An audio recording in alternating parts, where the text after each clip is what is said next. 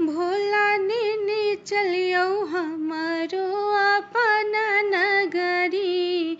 भोला ने चलियो हमारो अपन नगरी। अपन नगरी यो कैलाश पुरी। अपन नगरी यो कैलाश पुरी। बाबा लेने चलियो हमारो अपन नगरी। पार्वती के हम टहल बजाएब। पार्वती के हम टहल बजाएब।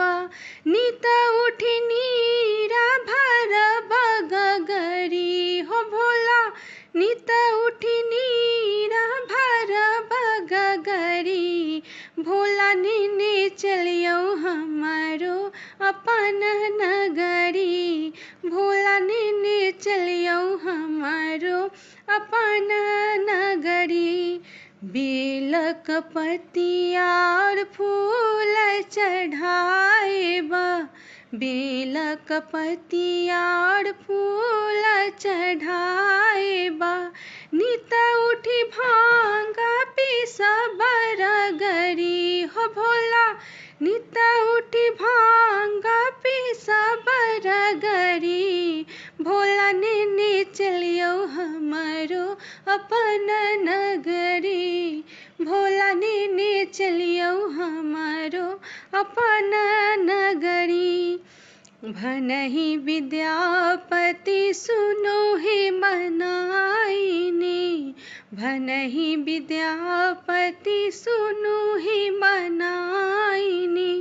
इहो थी कदानी का माथक पगड़ी। हो भोला इहो थी कदानी का माथक पगड़ी। भोला ने चलियो हमारो अपन नगरी। भोला ने चलियो हमारो अपन नगरी।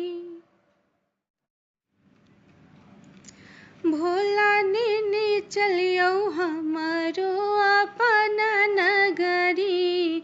भोला ने चलियो हमारो अपन नगरी।